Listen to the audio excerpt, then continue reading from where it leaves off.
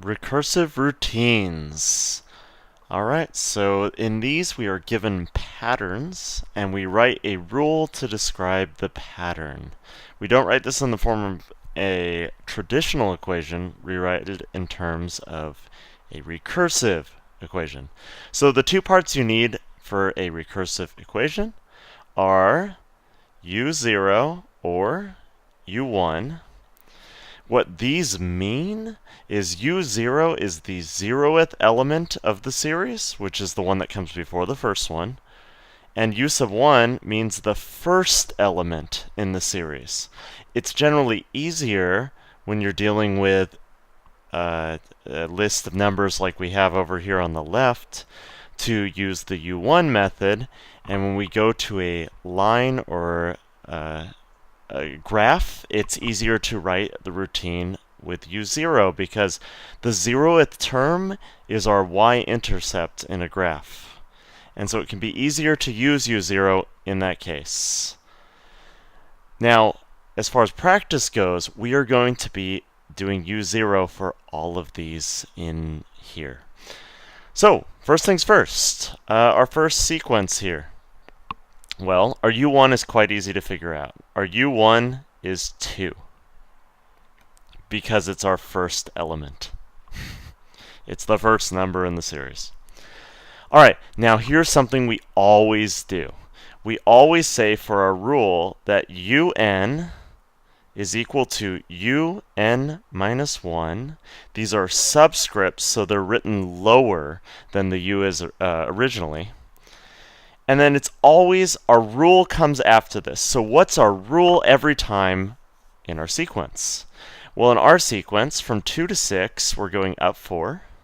From 6 to 10, we're going up 4. From 10 to 14, we're going up 4. And so on and so forth. So our rule is that we're always taking the previous term, that's what un minus 1 means, and we're adding 4 to it to get the current term, and that's what u sub n means. So if I'm at this spot, this value, 6, is equal to our previous term, 2, plus 4. And that's true. 2 plus 4 is 6. Now, I said before that we were going to find u sub 0 in this. That means we have to go back and find the 0th term, the one that comes before our first term. So that means I'm actually going backwards here.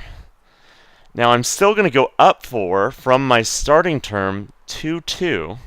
So to go backwards to our 0th term, I would subtract 4 from 2, which is negative 2. So my u sub 0 is negative 2. In the problems, this will likely be the answer to your question. Alright, our next one, we're going to have a different pattern here. So, our u sub 1 is 10 because it's our first element. It's always easy to do that first. Our u sub n is always equal to our u sub n minus 1, and then our rule. So what are we doing to the previous step? Well, in this one, we're not adding the same thing every time. From here to here, we'd add 10, but from here to here, we'd add 30. So this is not an addition rule. What's actually happening is we're multiplying by 2. 10 times 2 is 20, times 2 is 40, and so on and so forth. So we're actually multiplying by 2. Now I have to go back and find the u0 term. So all I do is instead of multiplying by 2, when I'm going backwards, I'm going to divide by 2.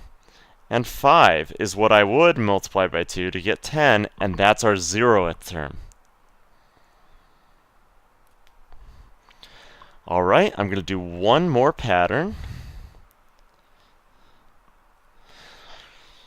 14, 11, 8, 5, 2, negative 1. Well, first step, u1 equals 14. That's easy. Now, I'm going down 3 from 14 to 11, down 3 from 11 to 8, down 3 from 8 to 5. And so my pattern is subtracting 3. So I'm going to do un equals un minus 1, and then I'm just going to apply my pattern. Minus 3. Notice how my minus 3 is not happening to the n minus 1 here.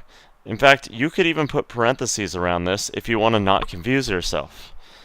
The minus 3 is happening to that whole term. It's saying take the previous term, subtract 3 from it, and you're going to get your current term. Now lastly, I need to find my u0.